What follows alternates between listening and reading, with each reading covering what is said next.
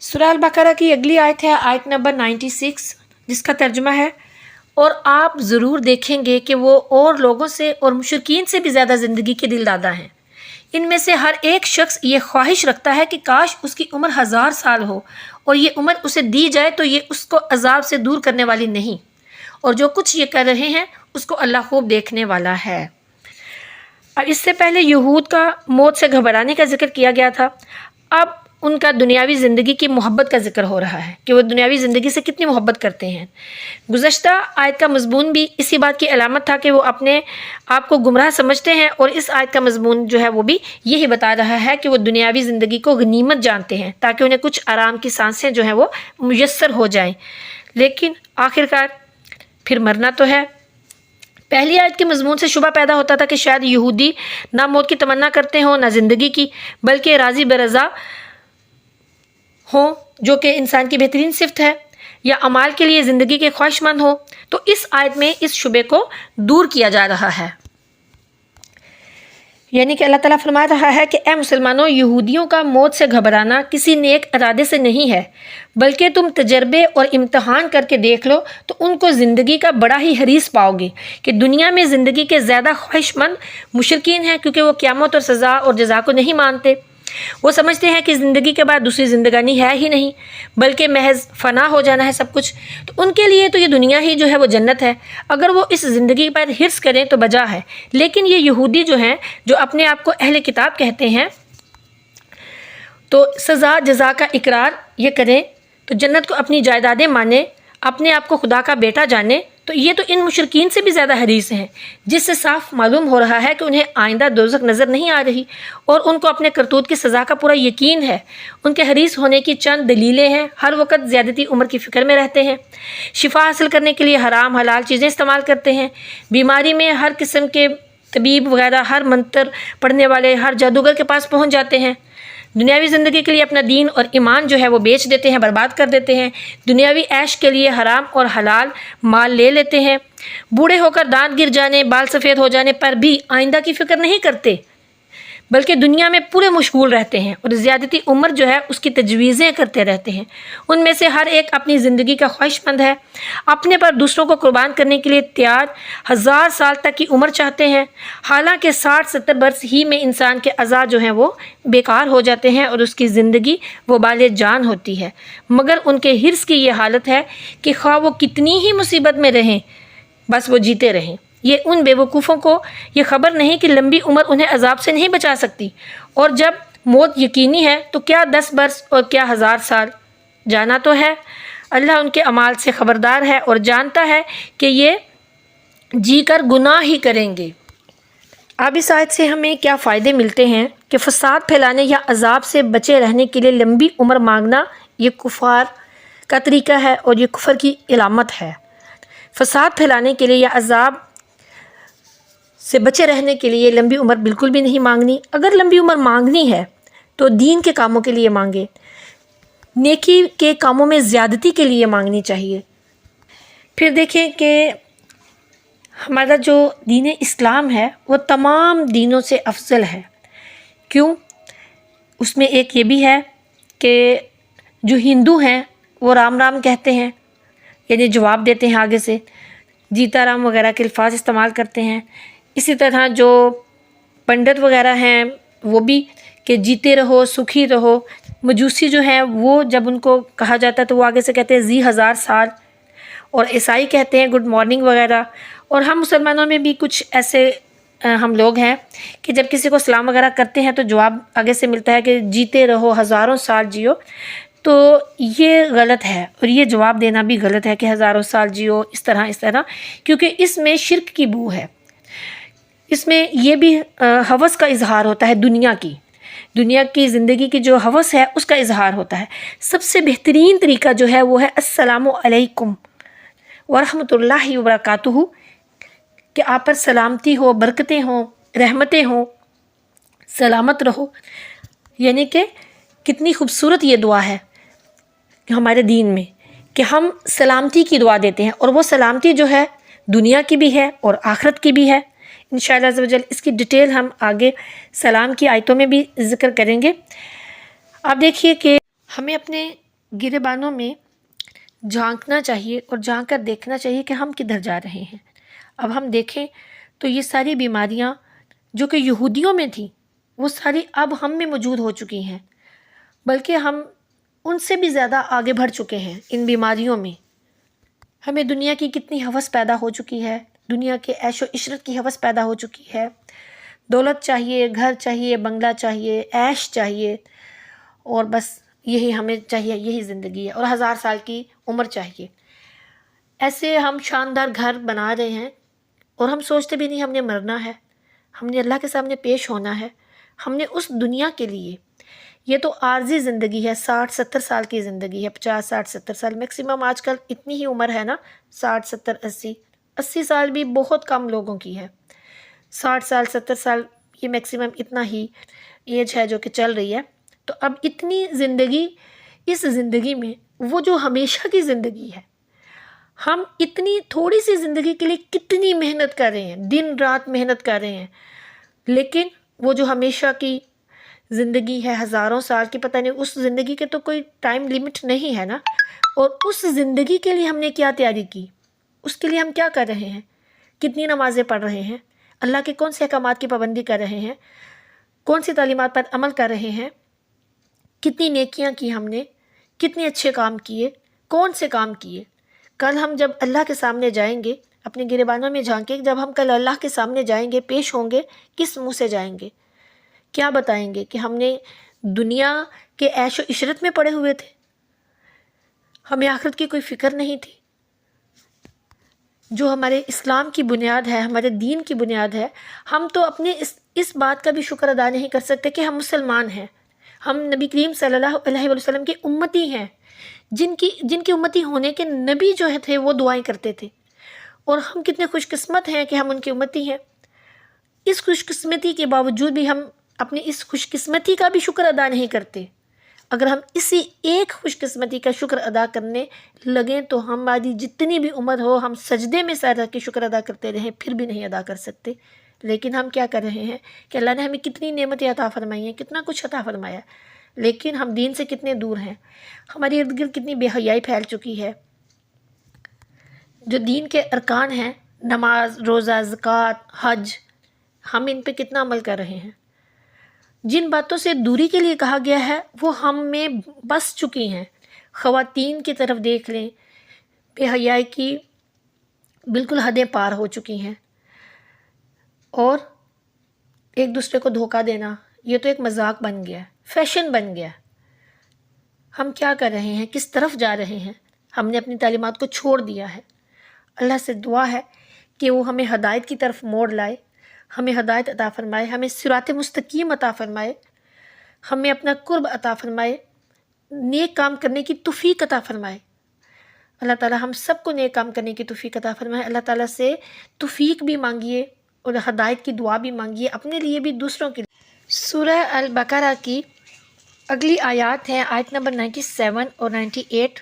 ये दो आयत आज हम पढ़ेंगे। आयत नंबर 97 का तर्जुमा है, आप कहिए कि जो शख्स जिब्रील का दुश्मन है तो हुआ करे, बस बेशक इसी जिब्रील ने अल्लाह के हुक्म से आपके दिल पर कुरान नाजिल किया, जो इन आसमानी किताबों की तस्दीक करने वाला है जो उसके नज़ूल से पहले मौजूद है, और वो मोमिनीन के लिए हदायत और बशारत है। और आयत नंबर 98 का तर्जुमा है, जो शख्स अल्लाह का, उसके फ़रिश्तों का, उसके रसूलों का और जिब्रील और मिकाईल का दुश्मन है तो अल्लाह ताला काफिरों का दुश्मन है। अब ये जो आयत हैं ये यहूदियों की फ़रिश्तों के साथ, और फ़रिश्ते भी कौन से, हज़रत जिब्रील अलैहिस्सलाम और हज़रत मिकाईल अलैहिस्सलाम, उन दोनों के ये दुश्मन यहूदी जो थे, तो उनकी दुश्मनी को इन आयत में बयान किया गया है। अब देखिए कि पहले वाली जो आयत हैं उनमें बताया गया था कि वो ज़िंदगी और ऐशो आराम के बड़े ही ख्वाहिशमंद हैं, और अब फरमाया जा रहा है कि उनकी ख्वाहिशमंदी इस हद तक है कि जो उनके आराम के ख़िलाफ़ अहकाम लेके आएँ, यानी हज़रत जिब्रील अलैहिस्सलाम, तो वो उसके भी दुश्मन हैं। पिछली आयत में यहूद की एक जमात का जिक्र था कि वो अजाब से बचने के लिए दराज़ी उम्र चाहते थे, हालांकि दराज़ी उम्र जो है वो उन्हें अजाब से नहीं बचा सकती, बल्कि उनके लिए ये चीज़ और ज़्यादा बाइसे अजाब है, क्योंकि वो ज़्यादा उम्र में ज़्यादा गुनाह करेंगे کیونکہ وہ زیادہ عمر میں زیادہ گناہ کریں گے۔ اب ان کی دوسری حماقت کا ذکر ہے، وہ یہ کہ یہ لوگ عذاب سے بچنے کے لیے عذاب لانے والے فرشتے حضرت جبریل علیہ السلام کے دشمن ہیں۔ تو ان بیوقوفوں کو یہ خبر نہیں کہ اس دشمنی سے عذاب گھٹے گا نہیں بلکہ اور زیادہ بڑھے گا، کیونکہ اللہ تعالیٰ کے جو دوست ہیں، جو اللہ والے ہیں، ان کی جو مخالفت ہے وہ عذاب کا باعث ہوتی ہے۔ پچھلی آیتوں میں یہود سے کہا گیا تھا کہ توریت کے علاوہ اور باقی آسمانی کتابوں پر بھی ایمان لاؤ۔ وہ جواب دیتے تھے کہ ہم توریت اس لیے مانتے ہیں کہ بلا واسطہ رب کی طرف سے حضرت موسیٰ علیہ السلام کو ملی، اور یہ قرآن جبریل علیہ السلام کے واسطے سے نازل ہوتا ہے، اور یہ جبریل جو ہے یہ ہمارے سخت دشمن ہے کہ ہم نہیں چاہتے کہ دشمن کا احسان اٹھائیں، کہ اس کے لائے ہوئے قرآن کو ہم مانیں۔ پچھلے آیت میں ارشاد ہوا تھا کہ بنی اسرائیل انبیاء کے دشمن، آسمانی کتابوں کے دشمن، اپنی موت کے دشمن۔ اب فرمایا جا رہا ہے کہ یہ تو بغیر دیکھے ہوئے حضرت جبریل علیہ السلام کے دشمن ہیں، کہ قرآن کو صرف اس لیے نہیں مانتے کہ یہ حضرت جبریل علیہ السلام جو ہیں وہ لے کے آئے تھے۔ تو اے مسلمانوں، اگر یہ تمہارے دشمن ہیں تو پھر ان سے کیا بعید ہے؟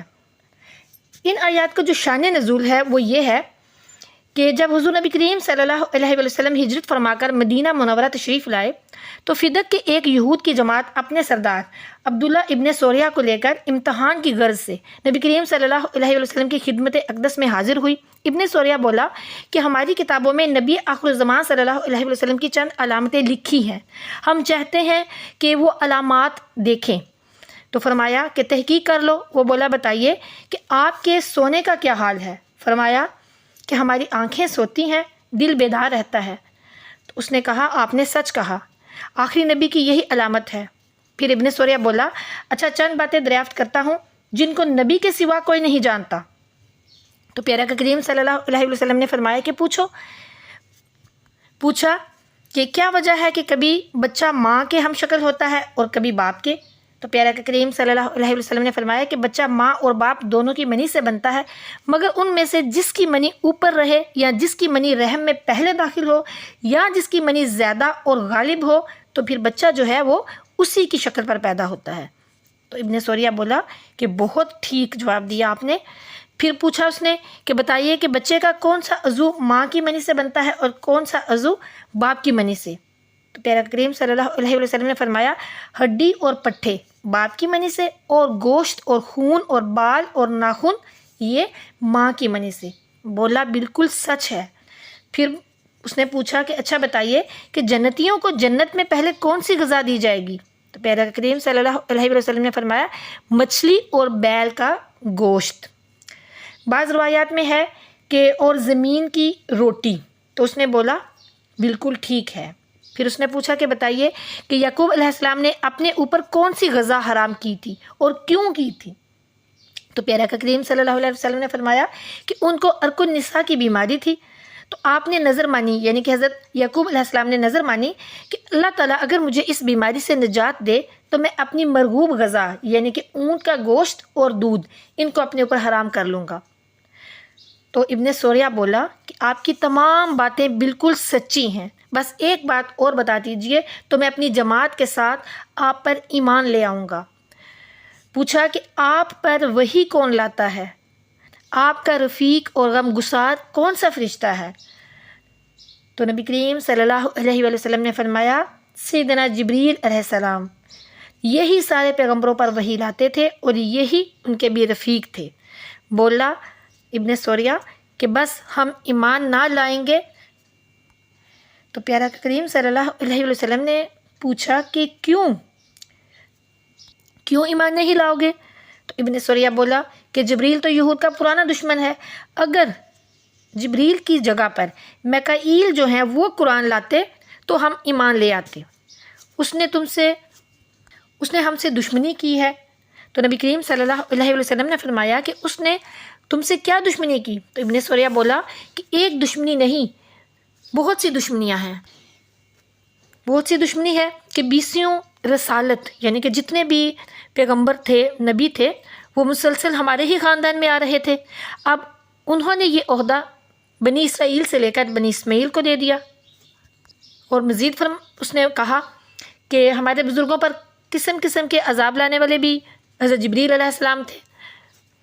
پھر اس نے مزید بتایا کہ ہمارے پیغمبر نے ہمیں خبر دی تھی کہ ایک لڑکا وقت نصر عراق میں فلاں تاریخ کو پیدا ہوگا اور فلاں جگہ پر رہے گا، وہ بیت المقدس کو ویران اور بنی اسرائیل کو تباہ اور غارت کرے گا۔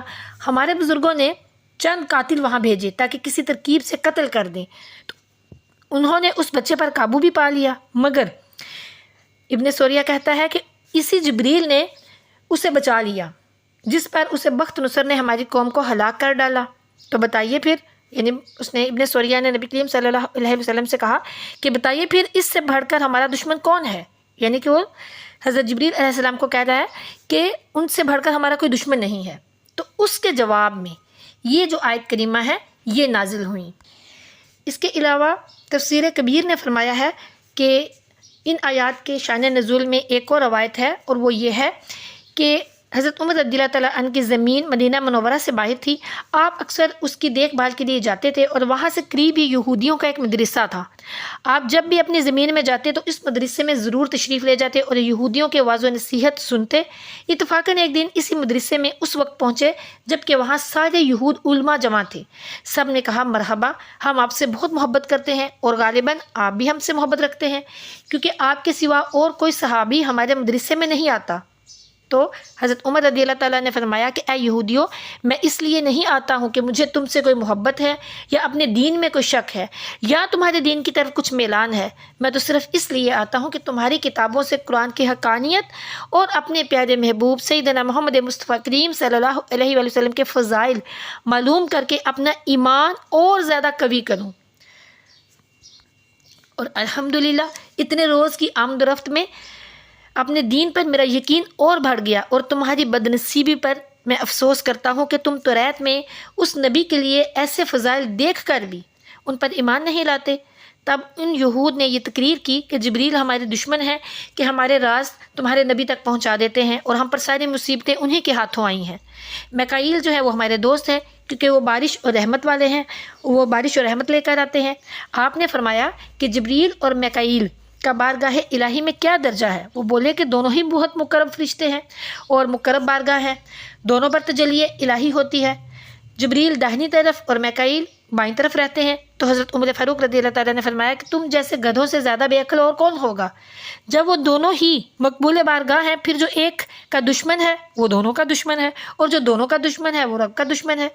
یہ کہہ کر آپ نبی کریم صلی اللہ علیہ وسلم کی خدمت میں روانہ ہوئے۔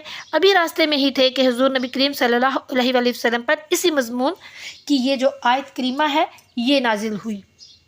جب حاضر بارگاہ ہوئے تو نبی کریم صلی اللہ علیہ وسلم نے فرمایا کہ اے عمر، رب نے تیرے کلام کی موافقت فرمائی۔ ہو سکتا ہے کہ یہ دونوں واقعات جو ہیں یہ متصل ہوئے ہوں، اور یہ دونوں ہی جو واقعات ہیں یہی اس آیت کے شان نزول ہوں، یعنی کہ دونوں ہی درست ہوں، اور دونوں جو ہیں اس آیت کے شان نزول انہی کی وجہ سے ہوئی ہو کہ یہ دونوں واقعات اکٹھے ہی پیش آئے ہوں اور تبھی یہ آیات جو ہیں وہ نازل ہوئی ہوں۔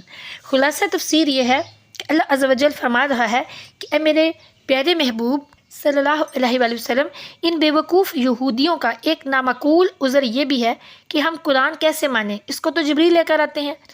در حقیقت یہ عذر نہیں بلکہ نام ماننے کا ایک بہانہ ہے، مگر ان کا منہ بند کرنے کے لیے آپ ان سے کہہ دیجئے کہ جو جبریل کا دشمن ہے وہ در حقیقت رب کا دشمن ہے، کیونکہ جبریل علیہ السلام اپنی طرف سے نہیں بلکہ اللہ کے حکم سے آپ صلی اللہ علیہ وآلہ وسلم پر قرآن پاک لاتے ہیں۔ ان سے ناراضی رب کے حکم سے ناراضی ہے۔ ان کو چاہیے تھا کہ جبریل علیہ السلام کا احسان مانتے، کیونکہ وہ ایک ایسی کتاب لائے ہیں جو کہ اگلی کتابوں کو سچا کرتی ہے اور سب کو ہر طرح کی ہدایت دیتی ہے۔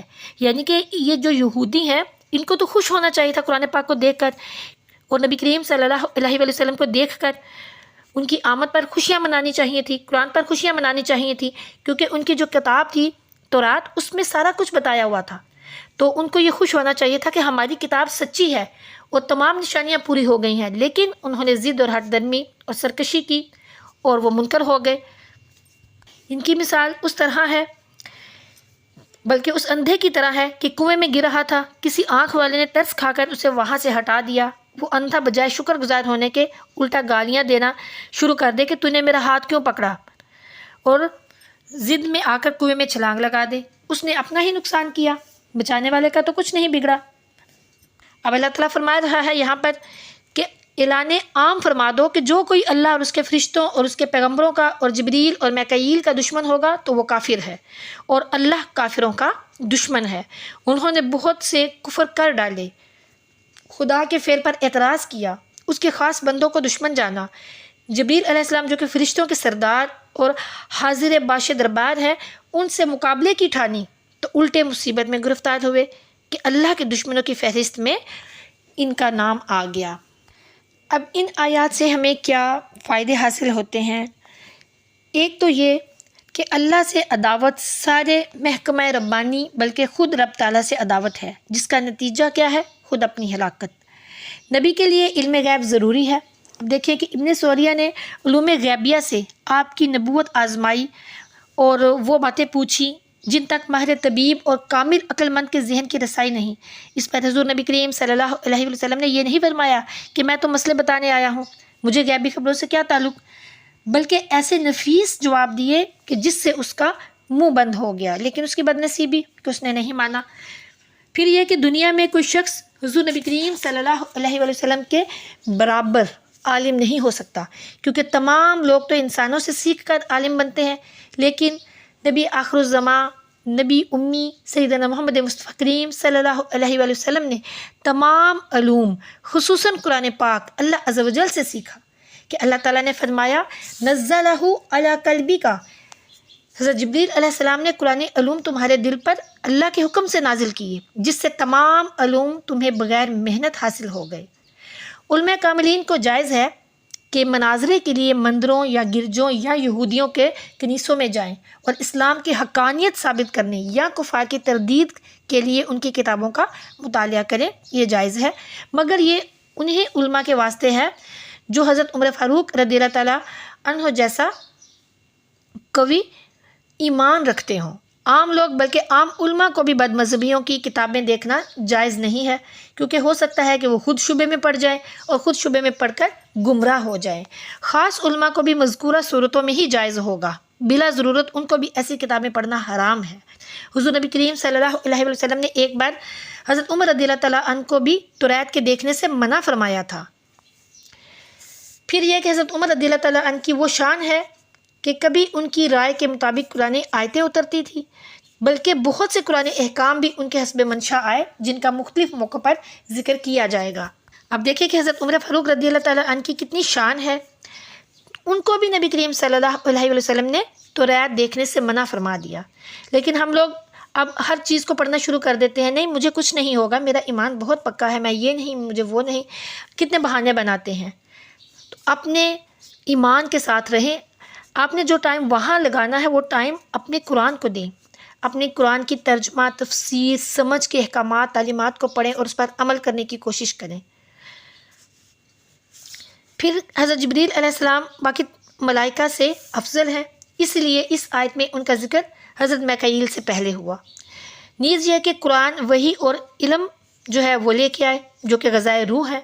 حضرت میکائیل جو ہے وہ بارش وغیرہ لاتے ہیں جس سے بدن کو بکا ہے، اور روح بدن سے افضل ہے، اسی لیے اس کی غذا بھی بدن کی غذا سے افضل ہے، اور پھر حضرت جبریل بھی حضرت میکائیل سے افضل ہے۔ نیز یہ کہ قرآن مجید نے حضرت جبریل علیہ السلام کی صفت میں بھی سورہ تکویر کی آیت نمبر 21 میں فرمایا مطاع ثم امین، جس سے معلوم ہوا کہ حضرت جبریل علیہ السلام مطاع اور باقی سارے فرشتے ان کے مطیع اور فرما بردار ہیں۔ نیز حضرت جبریل علیہ السلام کے ذمے انبیاء کی خدمت رہی، اور دوسرے انتظام کرنے والے فرشتوں کے ذمے عام مخلوق کی خدمت، اور بڑے مخدوم کا خادم جو ہے وہ بھی بڑا ہوتا ہے، اس لیے حضرت جبریل علیہ السلام جو ہے ان کا رتبہ سب سے بلند ہے، وہ فرشتوں کے سردار ہیں، ان کا انکار سب کا انکار ہے۔ اللہ تعالی ہمیں ہدایت عطا فرمائے۔ آپ دیکھیے کہ اس میں بہت سی اور بھی سبق ہیں چھپے ہوئے۔ یہ جو رافضی ہیں یہ بہت سی باتوں میں یہود سے ملتے ہیں۔ یہودیوں نے نبوت بنی اسرائیل سے خاص سمجھی، تو انہوں نے خلافت، یہ جو رافضی ہیں انہوں نے خلافت 12 اماموں سے، یعنی کہ جیسے یہودی سمجھتے تھے کہ نبوت صرف بنی اسرائیل میں ہی آ سکتی ہے، اسی طرح رافضی سمجھتے ہیں کہ خلافت صرف 12 اماموں سے ہے، اور یہود نے پیغمبروں کو خدا کا بیٹا مان لیا اور بعض کو گالیاں دی اور ایذائیں پہنچائیں۔ رافضیوں نے کیا کیا؟ انہوں نے بھی حضرت علی رضی اللہ تعالیٰ عنہ کو خدا اور رسول سے بڑھ کر سمجھا اور باقی خلفاء پر تبرئے کیے۔ عام رافضی حضرت علی کو حضور نبی کریم صلی اللہ علیہ وسلم سے افضل سمجھتے ہیں۔ پھر یہودی کہتے کہ حضرت جبریل علیہ السلام نے نبوت جو ہے وہ بنی اسماعیل کو دے دی، بنی اسرائیل کو ملنی تھی، تو رافضی بھی یہی کہتے ہیں، یعنی کہ وہ کہتے ہیں کہ وہی تو حضرت علی رضی اللہ تعالیٰ عنہ کو ملنی تھی، لیکن حضرت جبریل علیہ السلام جو ہیں وہ غلطی سے نبی کریم صلی اللہ علیہ وسلم کو دے گئے ہیں، نعوذ باللہ۔ تو یہودی بھی دعویٰ کرتے تھے کہ فرشتے آپس میں ایک دوسرے کے دشمن ہیں، رافضی بھی یہی دعویٰ کرتے ہیں کہ خلفائے راشدین ایک دوسرے کے دشمن تھے، حالانکہ ایسا کچھ بھی نہیں ہے۔ جیسے کہ ایک جبریل علیہ السلام سے دشمنی سارے ملائکہ رب سے دشمنی ہے، ایسے ہی ایک صحابی رسول صلی اللہ علیہ وسلم سے دشمنی اللہ سے دشمنی ہے۔ اس سے معلوم ہوا کہ انبیاء کرام علیہ السلام اور فرشتوں سے دشمنی کفر اور غضب الہی کا سبب ہے، اور محبوبان حق سے دشمنی اللہ عز و جل سے ہی دشمنی کرنا ہے۔ حضرت جبریل علیہ السلام انبیاء کرام علیہ السلام کے خادم ہیں، ان کا دشمن اللہ کا دشمن ہے۔ یہ بھی معلوم ہوا کہ فرشتے سے عداوت سارے فرشتوں سے، یعنی ایک فرشتے سے عداوت ہے تو سارے فرشتوں سے عداوت ہے، تو اسی طرح ایک نبی سے عداوت ہے تو سب سے عداوت، اور اولیاء اعظم سے جو عداوت رکھنے کا حال بھی یہی ہے۔ ابو ہریرہ رضی اللہ تعالیٰ عنہ سے روایت ہے کہ نبی کریم صلی اللہ علیہ وسلم نے فرمایا کہ اللہ تعالیٰ نے فرمایا جو میرے کسی ولی سے دشمنی کرے اس سے میں نے لڑائی کا اعلان کر دیا۔ اب دیکھیں کہ جو اولیاء کرام کے بارے میں اپنی زبانیں دراز کرتے ہیں، تو اولیاء کرام کون ہیں؟ اللہ کے دوست ہیں، محبوب ہیں، تو جو ان کے بارے میں اپنی زبانیں دراز کرتے ہیں تو پھر ان کے بارے میں کیا کہا جا سکتا ہے کہ جو اولیاء کرام کی گستاخی کرتے ہیں، ان کی نافرمانی کرتے ہیں، ان کے بارے میں زبانیں دراز کرتے ہیں، در حقیقت وہ کیا کر رہے ہیں؟ وہ اللہ تعالیٰ کے ساتھ دشمنی لے رہے ہیں، اللہ تعالیٰ کے ساتھ ان کی یہ عداوت ہے۔ یہ اعلان تو اللہ تعالیٰ نے خود ہی فرما دیا، جو میرے ولی سے دشمنی کرے گا تو میں بھی اس کے ساتھ لڑائی اور دشمنی کا اعلان کرتا ہوں۔ اللہ تعالیٰ ہمیں اپنے محبوبوں کی محبت عطا فرمائے، صحابہ کرام کی محبت عطا فرمائے، اہل بیت کی محبت عطا فرمائے، اور پیارے کریم صلی اللہ علیہ وسلم کی تعلیمات پر عمل کرنے کی توفیق عطا فرمائے۔ آمین ثم آمین۔